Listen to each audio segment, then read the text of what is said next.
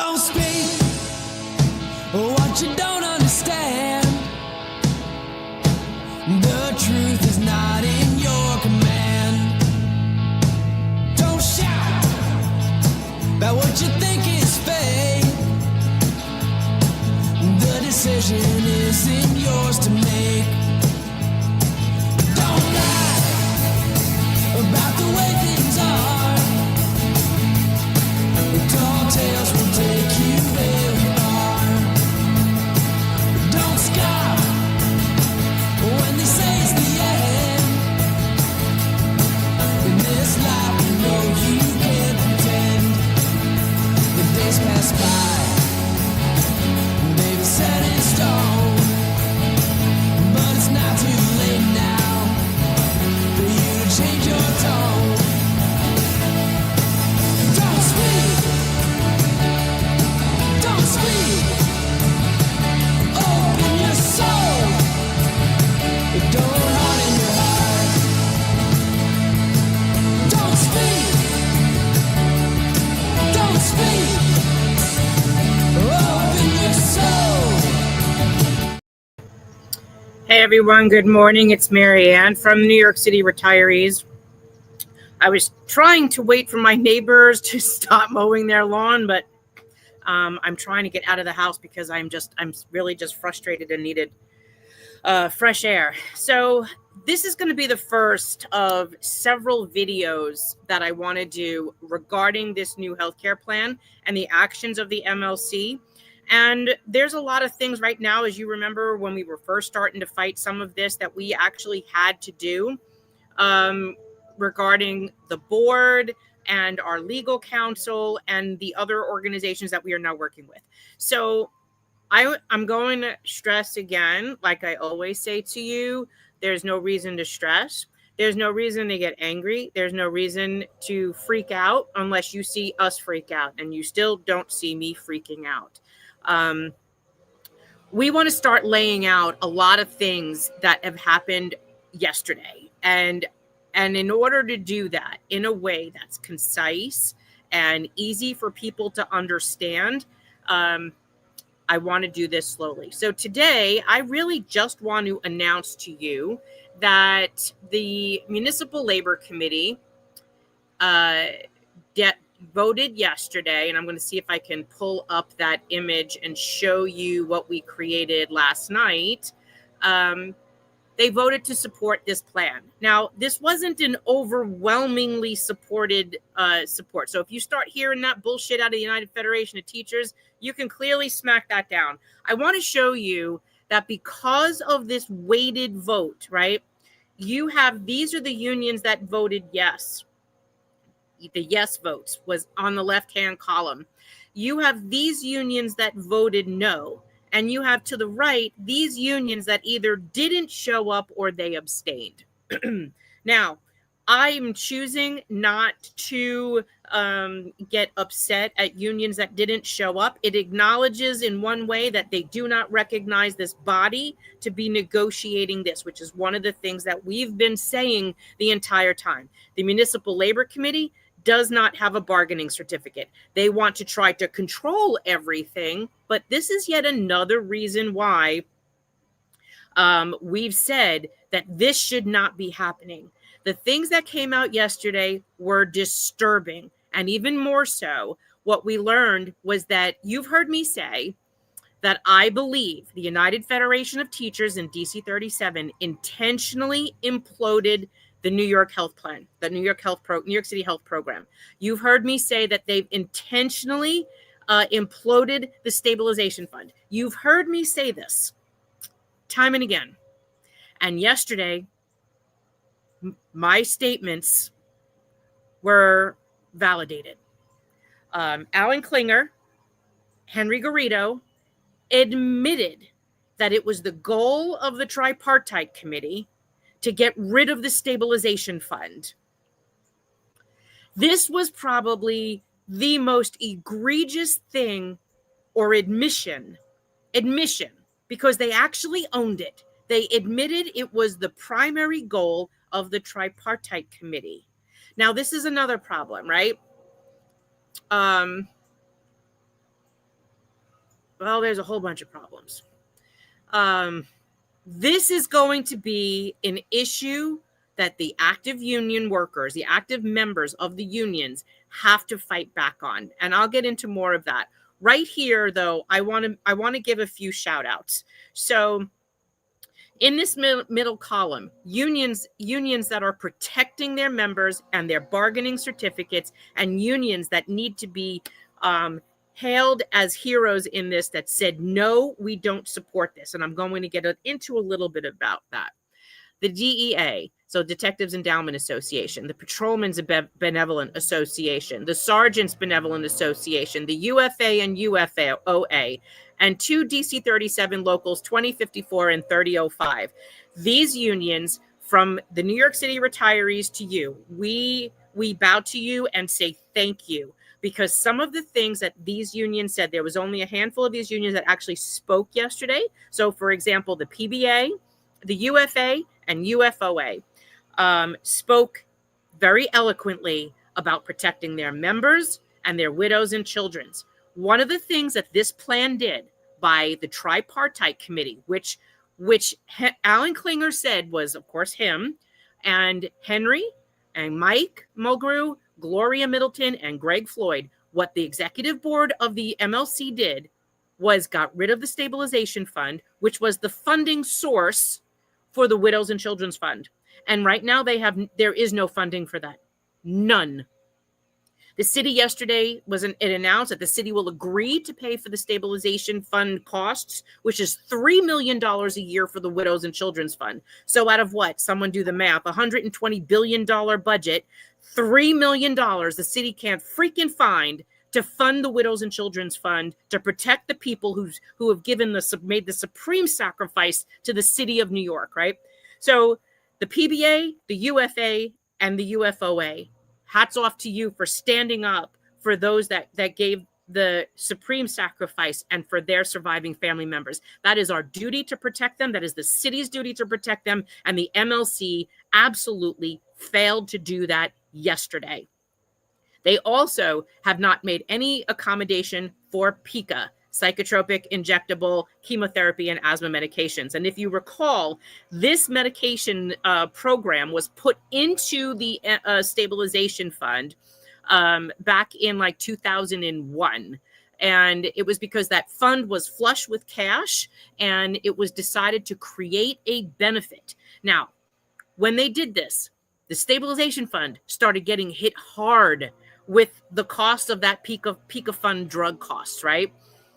Instead of making accommodations on how to pay for that, they then later, because they had problems in 04, 05, they had problems again in 09, and obviously in 14, when Mulgrew started a pattern of negotiating a contract on the backs of other unions and retirees to fund this agreement. This was the start of this, and it also goes back to the 2009 MLC agreement in giving money back to the city. These were pure givebacks, and no matter how many times they wanted to deny that that's what that was, that's what that was. Yesterday, these three uniform unions proudly stood up and said that they were very disappointed that while this body did create a plan that creates a national network for retirees that live nationwide, which was something that was needed, they sadly left out the widows and children's coverage, which was simply $3 million a year, as President Brozzi from UFOA announced. And that is a tiny little part of the city budget. There is no answer to that today, and the funding for that program only runs until the end of November, and the city of New York said it will no longer fund it. Now, that has been in the papers multiple times, and yet they still don't give a damn. And it's these civilian unions, unfortunately, that control the MLC, right? The UFT and DC 37, that should have said, no, we can't do this. This must be incorporated. It's $3 million a year. They didn't give a damn. And this is one of the biggest things I have to keep saying all the time about the construction of the Municipal Labor Committee. This group controls only what's important to them. They don't look like, okay, As a leader of this organization, I literally had a teacher yesterday email me, ask me why the hell I'm getting involved in trying to protect pre-Medicare retirees. A pre-Medicare retiree isn't an active worker. I can only help represent retired people. I am not allowed to represent an active union member because you have a union president, right? Union members have to go to their union president if they disagree with something that person's doing or they support something that union president's doing. Not me. I can help guide you. I can help support you. I can help educate you. Our goal is to protect retirees because we're not in unions, right? This part, this teacher was like, why are you representing trying to fight for pre-Medicare retirees? They don't care. Well, you know what? A pre-Medicare retiree could be married to a Medicare retiree. This is also our children who are dependents on our plans till they're 26. I unfortunately have to deal with this plan because the active worker plan and the pre-Medicare retiree plan is one and the same. So it's not that I'm saying, hey, I'm going to go represent those employees. No, our duty is to protect the retirees that this plan will impact. So while a leader always has to be able to look out for the big people or the little people or their people, a real leader looks out for all people. And that's what the Municipal Labor Committee is not doing. They're only taking care of their own. They don't give a shit about anybody else but them, or you would never have been in this situation. What this Municipal Labor Committee lacks is pure leadership. And I think one of the things that we need to start doing is encouraging, let's say, like my choice, if I had a choice, I would have said Jim Brosey from the UFOA should be leader, should be president of the MLC. He's smart, he's educated, he's level-headed, and he leaves no man behind, right? He has this desire to protect people. He looks at the haves and have-nots, and he understands, based on his speech yesterday, that he truly believes that what they were doing had some good aspects to it, but that they were leaving the most vulnerable people behind. He didn't get angry. He spoke very passionately and with courage, and I commend that. So if you guys do anything today, reach out to Jim Brosey at the UFOA, call or email him and tell him he should run for president of the MLC, because he's one of the few people in that room yesterday that showed that they truly have the ability to lead an organization of unions and take everybody's needs in consideration. So these were the unions that voted no. I want to give, again, a hats off to the Patrolman Benevolent Association, the UFOA, for speaking the way that they did yesterday. And I will do more of a follow-up on that, because I think each and every one of them deserves a spotlight for what they said that was diminished by the leadership of this organization. To DC 37 Locals 2054 3005, to DEA and SBA that did not speak, thank you as well. We agree that there were aspects of this that were good and aspects of this that were not, and that were more concerning. And you heard those messages that we were putting out there in emails, and for that I thank you. There were two unions yesterday that also spoke that disturbed me greatly. One was 621 and the other was 420, Carmen Charles. And why did that bother me? Is because they basically said, if we don't do this, then what? What's the alternative? Well, if the alternative is to driving off a bridge, because you don't have the vision to see what else you could have done, or if you took more of an active role in this, or you fought back on some way, because that's the other thing we heard. Oh, we're just a small union. We don't have the ability to fight this. Bullshit is my comment to them, right? The reason I'm saying that that's bullshit is we're not a large union. We don't have a say in all of this crap. And what did we do? We spoke out. We organized, we formed coalitions, and we fought a system that was going to destroy what we earned and paid for. We did that. And meanwhile, these are active union presidents of some of the largest unions in the city, or even if they're not large.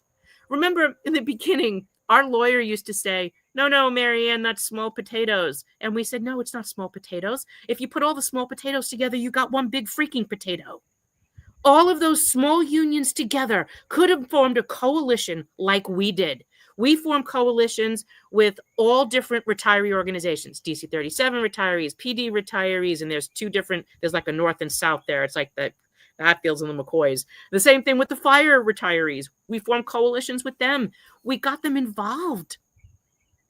Why aren't they doing this? They have the power. Like Michelle Keller always says, who has the power? We have the power. We are the union is what we keep saying, right? We are the ones that do the organizing. The leaders can say whatever the hell they want. If the rest of the membership disagrees, they could form a coalition. What happened yesterday? Listen to this. 2 days ago, I got a phone call from active workers from DC 37 that said, we are disgusted by this and we want to join you. I stopped everything I was doing. Active unions members calling me and saying, we want to protest this MLC meeting. I couldn't be in New York. I called Michelle Keller and I said, could you run down to Manhattan? I called Neil Frumkin. They showed up with a handful of retirees like Mary and Laura and several of you were there. I didn't get to look at all the videos yesterday because I've been busy. But Antonia, you guys showed up. And even though you were a small crowd, you stood side by side in solidarity with active union workers who were equally disgusted that their union leadership sold them out and didn't include them in a conversation that for them is a mandatory subject of bargaining.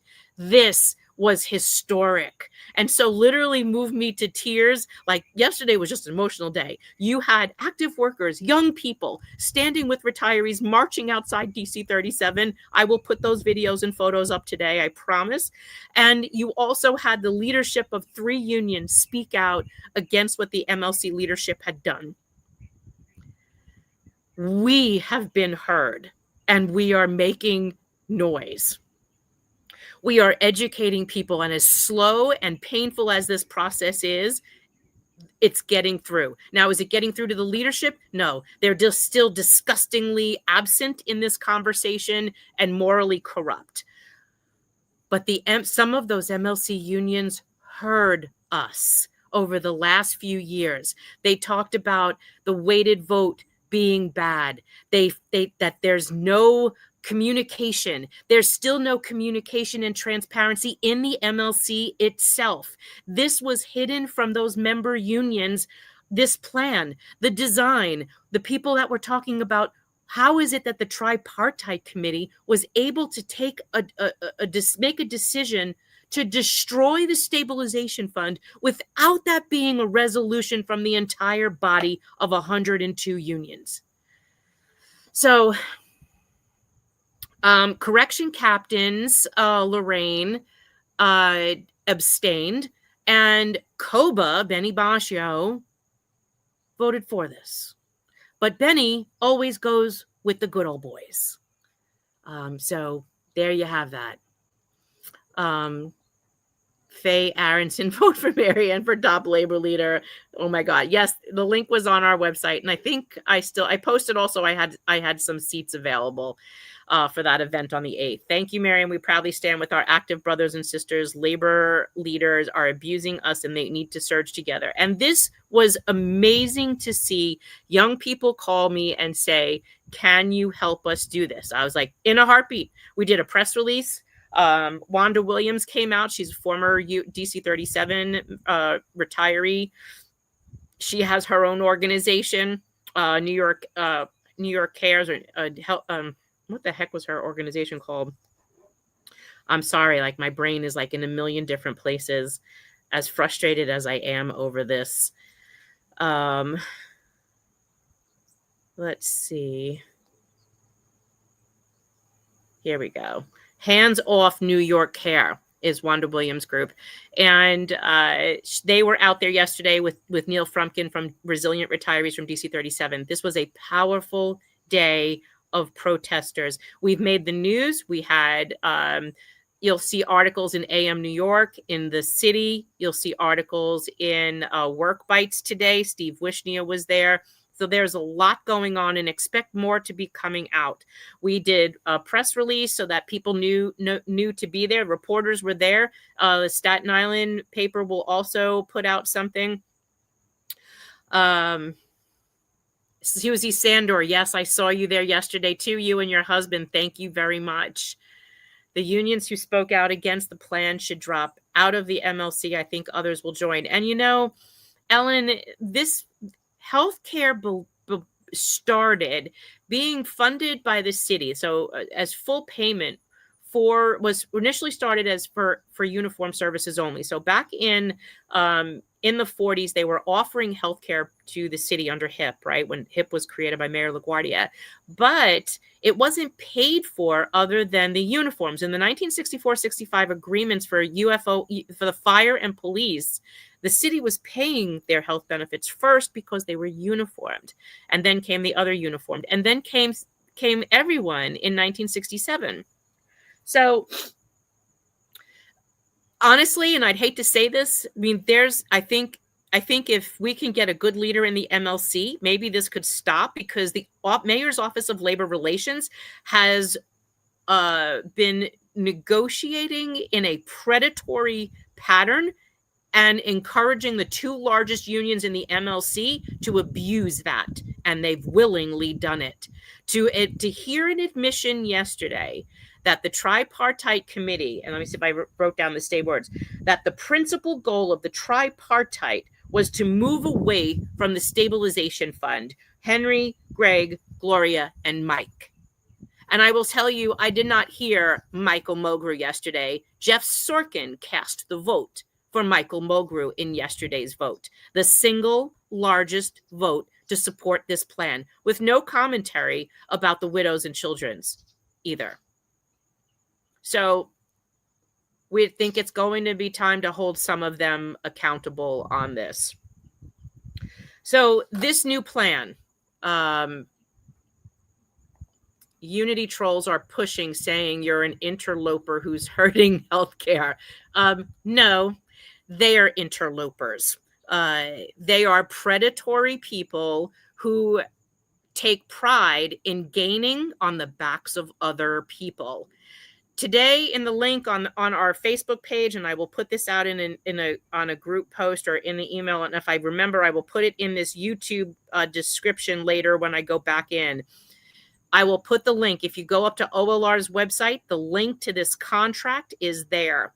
And to anyone listening to any bullshit comments from the United Federation of Teachers or an Emily James or Rodney Grubiak or any of those white hat crazy people, whatever those nutcases are on Substack, listen, they can call me anything they want.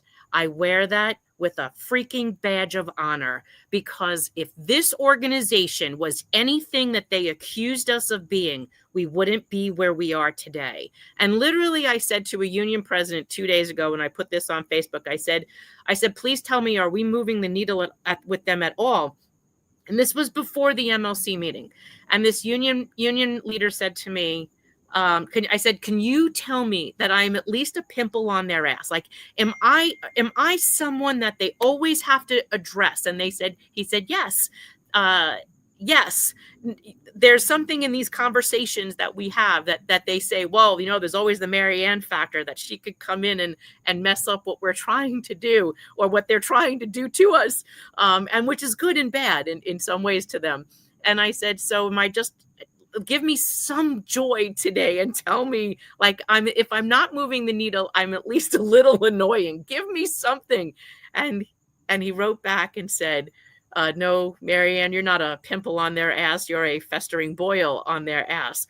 And that's because we are holding them accountable. Remember, people that want to lie and steal and cheat from you, people who are narcissistic in personality traits, they don't like the truth coming out. And when the truth comes out, they have to attack the truth sayer, because you are interfering in their con, and this is a con. We've never attacked this plan. We have repeatedly said that there are some good things about this plan on its face, but why are you hiding the construct of it, the financial aspect of it, the information as to the prior authorizations, giving us the full links of the network, giving us all of that information? Who can change this? If you don't meet the $1 billion in savings, what happens?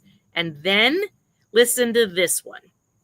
We then found out through their own admission yesterday that they have to do this plan because if they didn't, the city would have held them to the hook of $600 million recurring that they agreed to in their collective bargaining, and they would have owed the city almost $4 billion by what they said, and that was also what the city said in, I think, the city paper by Claudia Irizaria-Ponte yesterday, that the city claims that the unions owe them $4 billion because of their collective bargaining.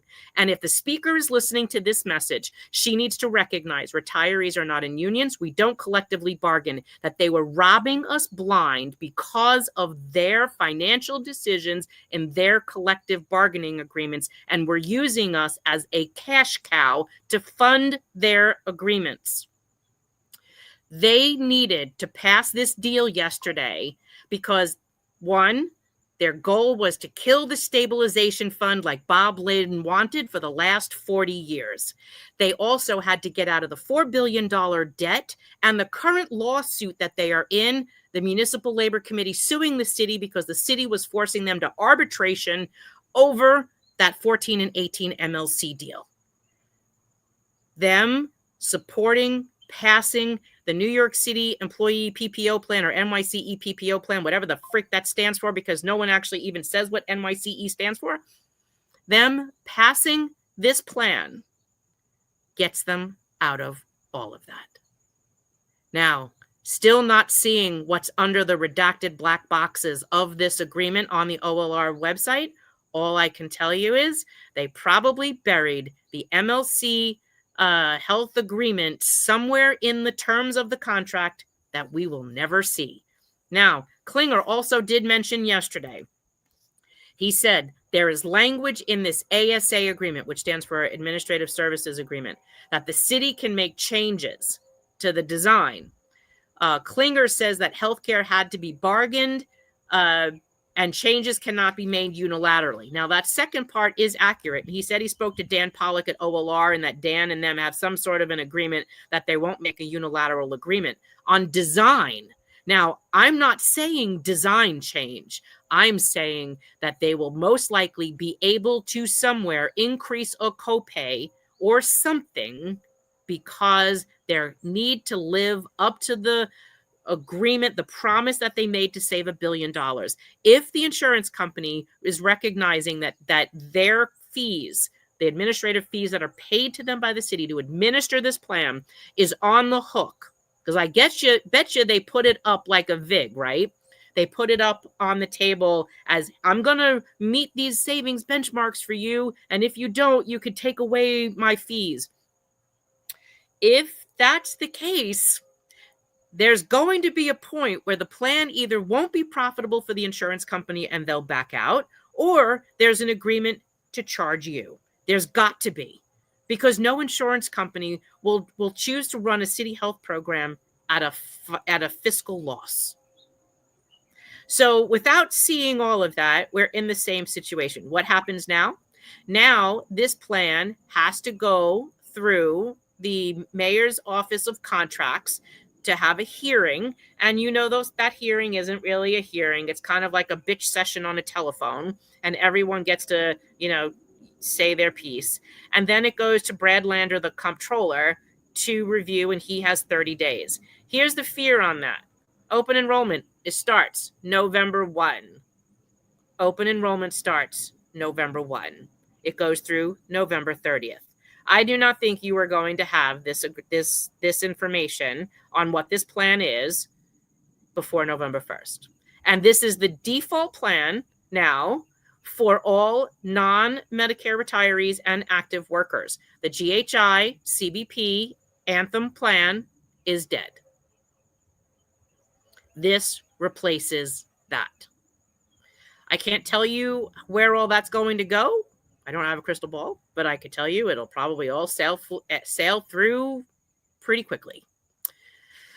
Laura, as a UFT retiree, I am shamed that there's something like UFT exceptionalism, which keeps many UFT retirees from seeing how UFT leadership has been predatory to other unions. And Laura, I have to tell you, I am equally disgusted because we helped support the retired teacher chapter to fight for healthcare and give a voice to retired teachers. Instead, they chose to drink the Kool-Aid and became part of the machine that they ran against, making sure did not do this again. And then they became part of it. And then to hear Bennett Fisher literally say that he was supporting this plan, even though he couldn't see the details of it, simply because it gives a larger network to pre-Medicare retirees living outside the state.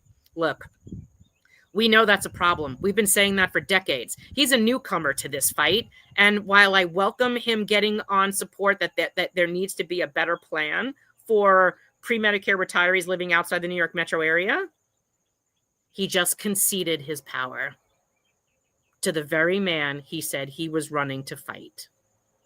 So if I tell you, like, this is another carrot and a stick, here, young Bennett, come get this larger network for your retirees, and then they get pummeled on the back end, 12 months into this thing, you have someone then to hold accountable. Not that he'll probably give a shit in 12 months, but we've been here for doing this. I've been doing health benefits for 30 years. I don't understand why this would be a position. Well, it's the best that we could do for now. If we don't do this, then what? No, you fight like hell because you're union. And clearly they should have all given up their union cards, because there was only a handful of unions yesterday that proved to us they truly had the union sentiment to be fighters in this plan, that they would never have done what these unions did, and had no responsibility to all the other member unions in its body. This is why this needs to end. The Municipal Labor Committee construct needs to end.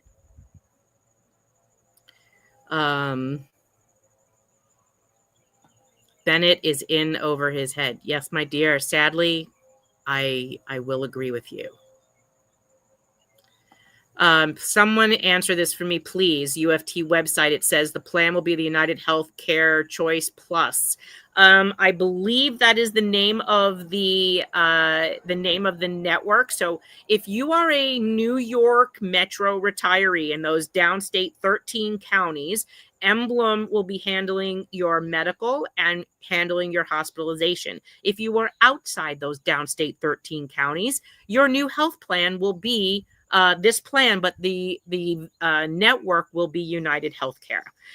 Charles, take a look at our Facebook page. Since I see that you're clicking the link on the post that I made, it does show that, or go to our big Facebook page, the private page, you will see that there's a link to the New York City OLR website for the full contract. In that agreement, it will list the networks of which this is. They're supposed to put up links so that you could search those links for your doctors. I don't know when that's happening, but keep an eye on that. And so, yes, for those who are outside the downstate 13 counties of New York, your network will be United Healthcare. Is my Aetna Advantage in Florida? So, Anne-Marie, we have been saying for an entire month now that this plan has nothing to do with Medicare retirees. However, I will also tell you that this body admitted that senior care will be put out to be rebid. And what that means, I have absolutely no idea. But this plan is, again, for non-Medicare retirees and employees. And shame on you for being on a Medicare Advantage plan.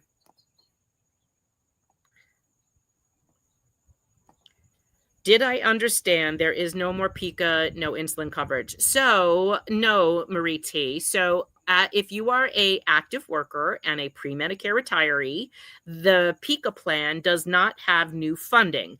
The contract will remain in for the next year, and then they have to figure out what to do with it because there is no money for PICA. So they're not quite sure what that will look like. They're probably going to rebid it. I know DC 37 was talking about choosing a new pharmacy benefit manager, and that has not been discussed, which was one of the issues that the unions brought up yesterday, that they were not addressing how this would happen. I will do another short video on just the PICA issue. That way that could stay short and concise, and I promise they'll be less than 10 minutes. Charles Francis, thank you. You're welcome. The idea that UFT and DC 37 leadership insisted that United Healthcare and Emblem's secret sauce deserves to be redacted from our eyes is unconscious. I know. It absolutely is. It is so frustrating that the UFT retiree leadership went along with Mulgrew. And for that, I not only blame Bennett Fisher, I blame Bennett Fisher. I think that's the buck stops with the leader, right? Isn't that what they all say? I mean, if I screw up, you're all going to blame me. So Bennett has been allowing Jonathan Halabi to basically run his social media and make all of his talking points. And Bennett doesn't really have a presence and hasn't directed the members of the retiree health committee, of the union's health committee, in what to do. He literally sent those members out to that meeting without any direction, and they didn't know their ass from their elbow. They went along with the House. And this was disturbing to see, because this is exactly what we've been accusing the MLC of doing. On August 28th, before the mayor made his announcement that this new plan had been chosen, Michael Mulgrew convened the United Federation of Teachers Health Committee of whatever, 80, 100 members, and quickly convened them to vote on this plan after only seeing the slide presentation and the cost comparison chart, never seeing the contract. Mulgrew announces it was supported unanimously. The mayor makes his announcement. Then September 17th, a month later, that same committee is the only union member group outside of union leadership that was allowed to see this New York City PPO plan contract in their own union hall for 2 hours. And they saw it a month after they voted to support it and send it to the DA. Then the UFT delegate assembly was another shit show. You want to talk about lack of democracy, poor decorum, and a failure of unionism, to where Michael Mulgrew was shutting off the microphone of speakers in his own union who were trying to voice dissent. Because, of course, that's what every tyrant does, right? Here, I come on and talk to you every week. Even bullshit comments, I even answer and pull them on, because I'm not afraid to answer them. So there are a lot of people that don't agree with me. I mean, look, there's a lady on here who says, hey, is my Medicare Advantage plan like in jeopardy? Like, hello, seriously? After everything we've been saying to you and educating you, you're still on the Medicare Advantage plan? But hey, you know what? I don't have a problem answering that. Even that Unity troll that came into our page a couple weeks ago, and I pulled her comment in there, I still addressed the comment. I don't have a problem with that. She's entitled to her 15 seconds of fame, and so am I. So that is what leadership is about. You have to answer the easy questions, and you sure should have to answer the hard ones, including the ones that you don't want. And trust me, our organization gets a little bit of both. So yes, I'm equally as frustrated with you, Joan. I totally hear that.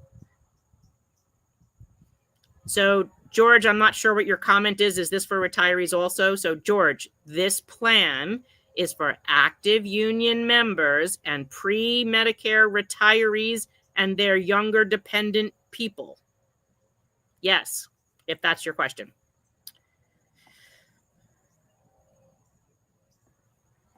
I'm a pre-Medicare retiree living in New Jersey. Can I still access the doctors in the Downstate 13? I believe you would be on the United Healthcare plan. The Downstate 13 is part of Emblem. It goes by your address. Remember, like the HIP plan. When HIP limited its counties, they did not, if you were outside the counties, even though if you wanted to see the other doctors in those counties, you couldn't. Now, I believe those doctors in Emblem will be in the United plan. So if you're asking about those doctors, they should be in both plans. We were told all doctors that you're currently seeing are in the network. So I believe that means they would cross over from the Emblem network to the United network. But please, when that link goes live, please check that, and we will put up a survey to confirm that you're not losing any of your providers, okay? Thank you so much, Marianne. You're the best. Well, I couldn't do this without you guys letting me. So there you go. Let's see what else is in here. Jonathan runs him. So true. He won't allow me to post. Good old Jonathan. And that's a failure of leadership again for Bennett for not allowing you to have a voice, and you put him in that position. I'm on Medicare, but under 65. My wife is not on Medicare and not Medicare eligible. She's on Emblem, and will she get switched to the United Healthcare side? So, Louis Yacono, your plan, obviously, because you're on Medicare, stays the same. Your wife is under 65, and she is currently on the GHI CBP Anthem plan. Depending upon where you live, if you're in one of the downstate 13 counties, you will still be using the Emblem network. And I believe Emblem and the United networks are crossing over. But please check those links when they go live, and we will post them, and we will put them on our email list. Remember, please, I haven't put an email out in I think like a week. Please sign up for our emails, and please donate to our cause, because today we are meeting with our legal team to discuss what our next moves are. And there's a very good possibility we will be taking an action. So I need to discuss with them what our next steps are. And then I will let you know, because we surely will need to step up fundraising for that. Non-Medicare retirees, now's the time. If you haven't supported this organization, as we've been begging you to the last 4 years, because we've said, help us now and stop this in their tracks, because if they're coming after us today, tomorrow they will come after you. And today is tomorrow. So make sure you share our link, our organization's link. It is literally scrolling at the bottom. You see it down there, nycretirees.org. Share that with your friends. Have them sign up for our newsletter. Have them make a donation to our fight, because I think here we go again. As an update, still, the city is back and forth with the copay case. There is still no movement on the copay case, and there is no movement on Benkowski. These are two cases that are still in Supreme Court. For anyone who thinks our court battle is over, it is not. And I don't know why you keep asking us that question, because nothing is happening doesn't mean we're done. We still have two cases sitting in the court right now with our lawyers going back and forth. And I think nothing will probably get done at this point, because you have a new mayor coming in, and no one probably wants to make any decisions with half of this administration basically absent without leave. They're just mentally gone. So please remember, we are still fighting two different lawsuits concurrently, and will potentially be discussing today with our counsel what is the next move on this. It is very sad that so many actives have no idea this is going on. My daughter, teaching in Staten Island, asked at her school, these teachers have no idea. So Janet, tell them to start cluing in on our social media. I forgot to click my Instagram, but I will probably try to post this video up to Instagram later if it lets me. Let's see. They need to join us. They need to at least start listening to our videos and our messages, get our emails if they really care, because then they can question, their leadership.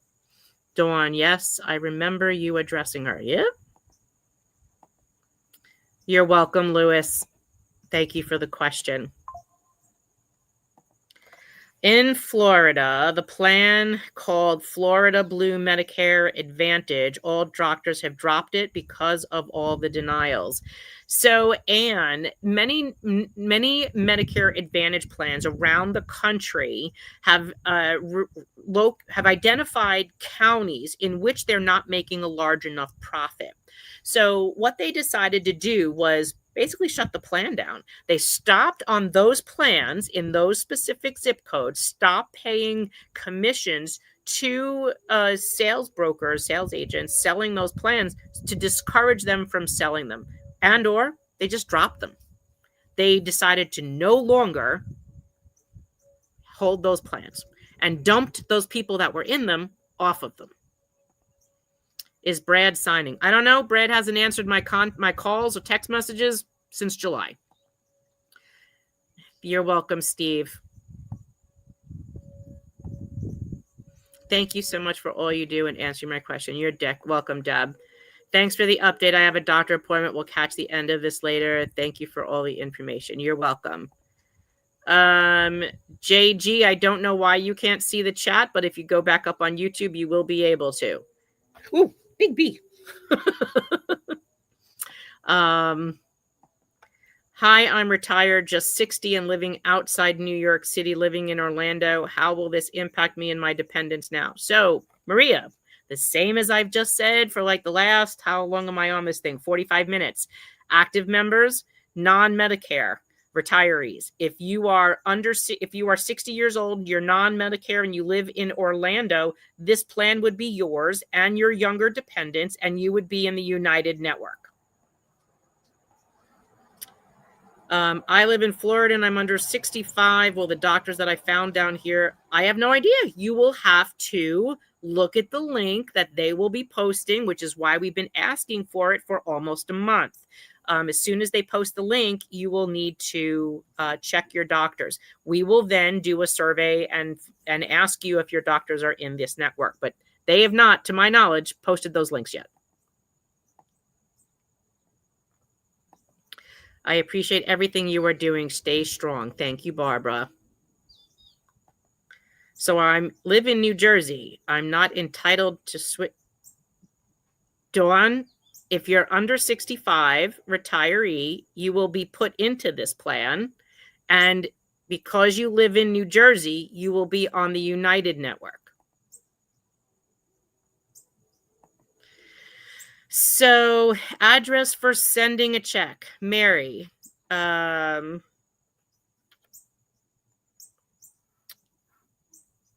Give me 1 second. I will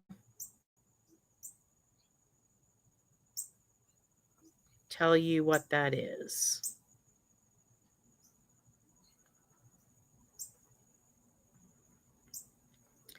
It is on our website.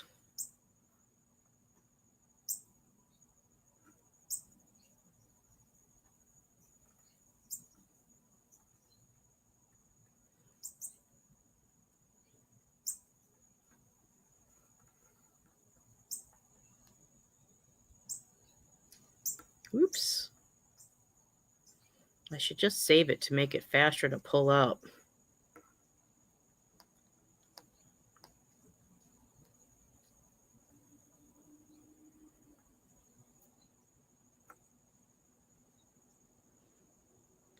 Oops. Oh, maybe it's here. I'm getting there. Give me a second.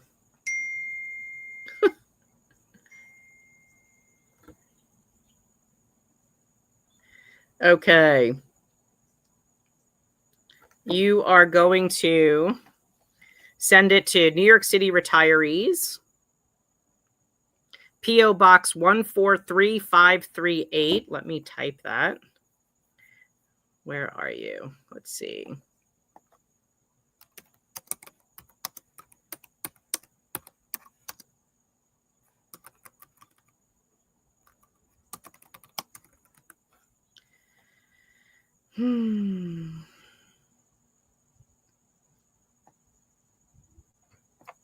Okay, I'm going to drop this in the chat.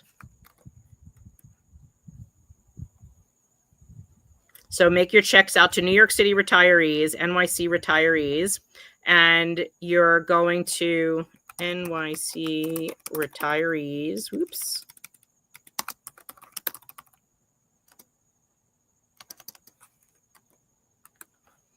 P.O. Box 143538, Fayetteville, Georgia.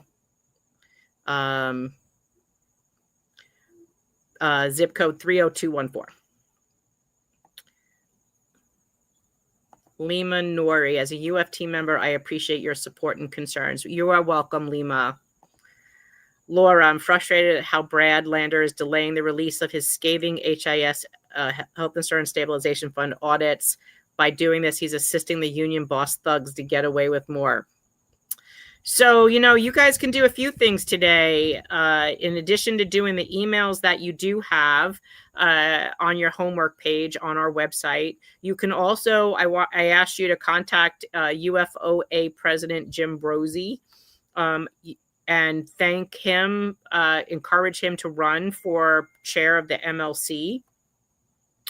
And you should also contact the UFA and the PBA and let them know that you appreciate their support and their comments on protecting their union members, and you wish your unions did the same.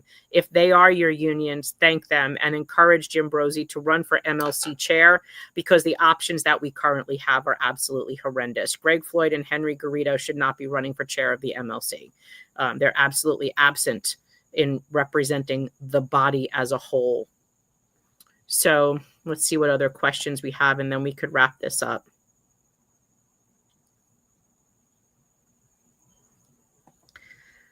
Giuseppe, you are in one of the downstate 13 counties. I just turned 60 and I'm retired and I live in Rockland. Does anything change for me? I have a 25-year-old. Bill, because you live in Rockland and Rockland is one of the downstate 13, this is your new plan and you are on the Emblem Network.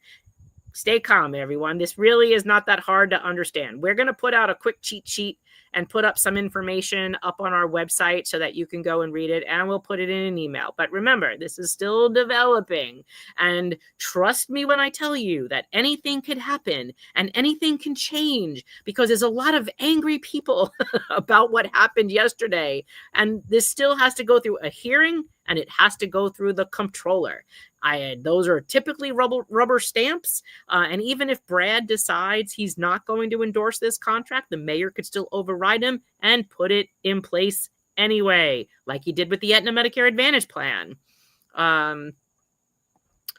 So, yeah.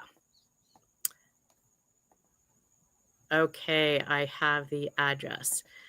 You can sign on the link and use a credit card. Yes. So thanks for saying that, Dawn. If you go to our website, nycretirees.org, which is down at the bottom, you will be taken to our website. You can register for our website in emails, and you can literally make a donation right online.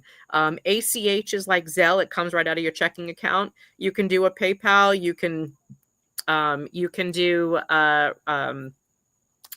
PayPal donation, an ACH donation. You can write a check. You can make recurring donations, so you are supporting us on a monthly basis. So in that case, give what you can. Just know, like, these fights go on forever. We're here 4 years, and for all that we've saying, that we know that the only way we've been able to sustain a fight and be the festering boil on their asses is because we're funded by you. Look, the United Federation of Teachers Unity trolls are even attacking our funding. Our tax returns are online. They can go see everything where our money goes. None of us, me, Bob, Michelle, Augie, none of us get paid. We literally do this for volunteer. The only people that get paid, the tax lawyer, the 2 litigation firms, our bookkeeper, our accountant, our tax lawyer. Like, these are the people that get paid, not us. So maybe they should be asking, why is Michael Mulgrew or Henry Garrido making off almost $500,000 a year and getting 2 pensions? That they should be asking more. Or why some of these Unity trolls make $150,000 or $250,000 working for their union. I work for free. And I bet you they wouldn't have the balls to say that to my face. So, Laura, yes, please donate. Donating tonight, Copster is critical. City bureaucrats and anti-union labor leaders who want to fatigue and bankrupt us. Yep, and that's the only way. Leo Casey thinks you're rich and visit Mar-a-Lago. 1, I don't have time to visit Mar-a-Lago. 2, he knows I live in Georgia. Yes, I have a big house. However, I bought my house by selling my house in New York. I bought my house in New York when I got married in 1996. My house was $150,000.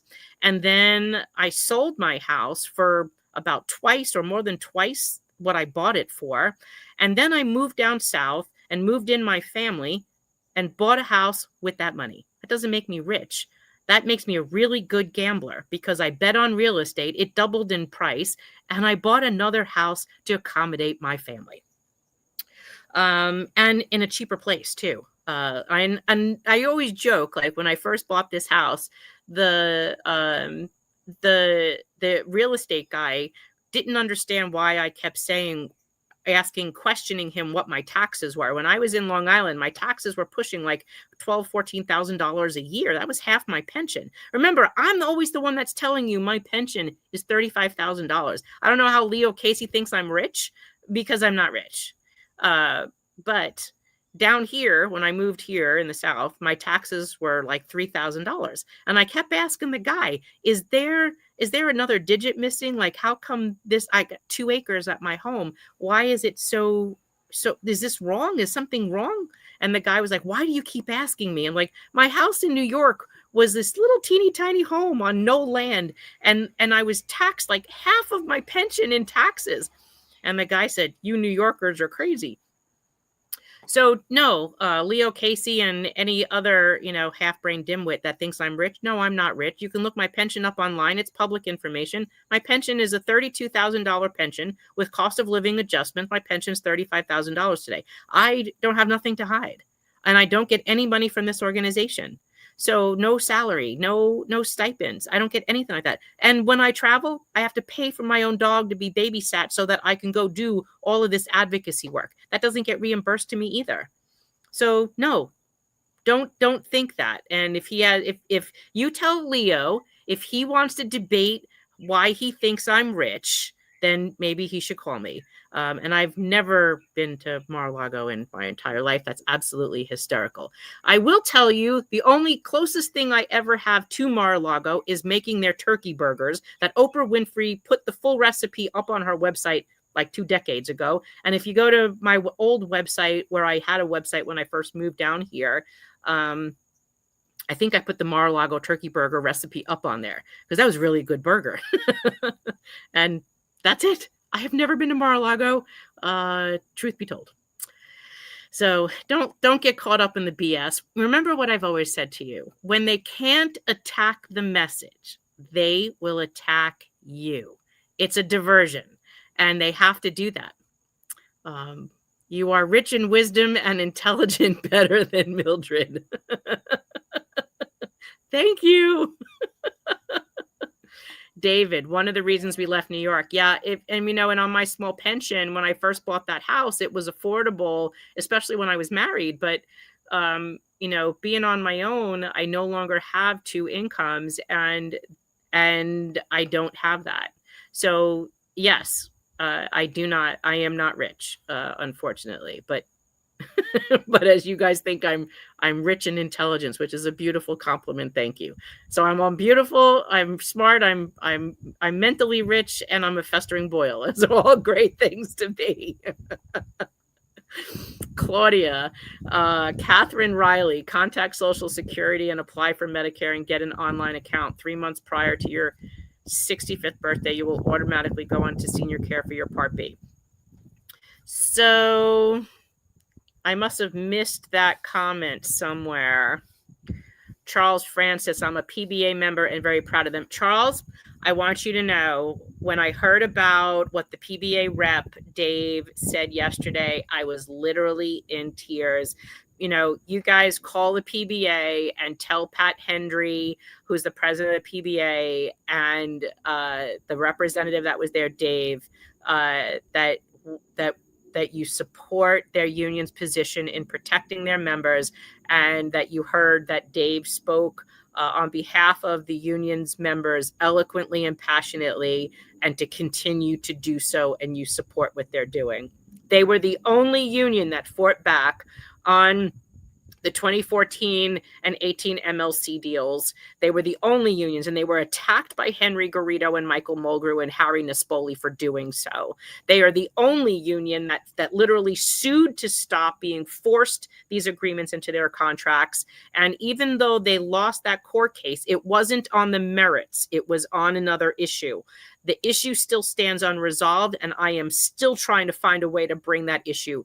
Also important for any member who is an active union, your union needs to know, your members need to know, the new leadership of your unions, if you're new, need to know that the MLC makes a practice of, so the MLC is funded by all these unions. So if you're an active member, some of your money, your union money, is going to fund the MLC. The MLC has an anti-union practice of taking a position, siding with management against the unions it represents. That is abhorrent. They did it to us, where they filed an amicus supporting the city, because we sued the city, supporting the city against their own retirees. And they've also taken amicuses out against the PBA in past lawsuits where the PBA tried to stop what they were doing, these healthcare agreements. So hats off to the PBA on this. Remember what we tell you. Thank the people that are listening and supporting their members, the ones that show true unionism and are protecting their membership from predatory practices like what the MLC is doing. We believe the way the MLC operates is non-democratic, is anti-union, and they literally leverage the other unions to benefit themselves. We're in this mess citywide because of what the United Federation of Teachers did in 2014 and the District Council 37 did in 2018. Henry Garrido yesterday had the audacity to say that the stabilization fund was being used like a piggy bank by unions. Guess what, brother? He encouraged that as part of the quid pro quo in the 2014 and 18 MLC agreements, because if he didn't go along with what Mulgrew wanted in 14, and he didn't vote for that for his own contract in 18, and make it a requirement that every union in the city roll that contract, that agreement, the 14 and 18 agreements, into their own collective bargaining agreements, we wouldn't be here. He is guilty for that quid pro quo of the unions using the stabilization fund like a piggy bank. I was disgusted when I heard that. Also, he doesn't own any responsibility for the destruction of the stabilization fund. And Alan Klinger literally said that it was the principal goal of the tripartite committee to move away from the stabilization fund. And Henry Garrido admitted that it was archaic and it was not what he wanted. He also wants to move away from the equalization agreement and the HIP rate. He condemned the HIP rate being a community-rated rate. Well, he is ignorant to why it's important that it's community rated. That'll be a whole nother video. And since the people in the room didn't understand what a community rated rate was, they just listened to Henry say it was bad, and they all shook their heads. So I'm going to wrap this up because we're at an hour and I don't want to bore you, but give praise where it's due. Contact the UFOA today. Tell Jim Brosey, thank you for your speech yesterday. You heard it was wonderful. Please run for MLC chair. Thank the PBA today for the same thing. Tell them that you heard that what their representative at yesterday's MLC meeting was brave and eloquent, and I'll get into some of that with you, right? I want to be able to talk about that so you know why what they said. They were trying to defend, the PBA rep was trying to stand up for changing the way that the weighted vote is. He wanted the transparency and how much each union's vote was. This was powerful. They spoke out against the hidden information in the contract. They spoke out against the PICA plan not being funded. They spoke out against the Widows and Children's Fund not being covered either. These are the issues that both of those unions bravely stood up about and passionately spoke in support of, and why they were disagreeing with this plan, because it didn't take care of that. And then, of course, still call city council. Please don't forget that homework. Please call and email the city council about supporting what their position is and supporting Chris Marte for speaker. Please go back and answer that survey that we did. We want to know what feedback you're getting. Is it just that they don't know or they don't want to answer? We still need to know that. And at the same time, please ask them to support 1096. When will they be signing onto the bill if they're not signing? So you got a lot of homework, and today's only Wednesday. Please make those phone calls. Show that support for your brothers and sister unions that are truly supporting us and they're listening. And then I will do a few more videos and I will send you out more information on our Facebook page, and I will put it on our YouTube channel in here, the link to the agreement, the contract that they supported yesterday on the OLR website, or just go to New York City OLR website. It's on there. And I will update you more later. And of course, we will have a Friday Night Live. I will probably have some active union leaders with me or members that were supporting us in this fight yesterday, that stood side by our retirees protesting outside DC 37. So stay tuned for Friday at 6 p.m. Have a great day, everyone. And if there's more to say, I will make sure I come back and tell you. I posted the link, the image of all of those unions and how they voted. So, we believe in transparency, even though the MLC doesn't. And we will look to make sure that we share more of this as the day goes by and through the rest of the week. We will see you Friday, and enjoy your afternoon. Ciao, everybody. Don't speak what you don't understand.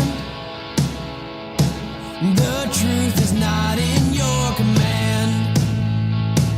Don't shout about what you think is fake. The decision isn't yours to make. Don't lie about the way things are. Tall tales will take you very far.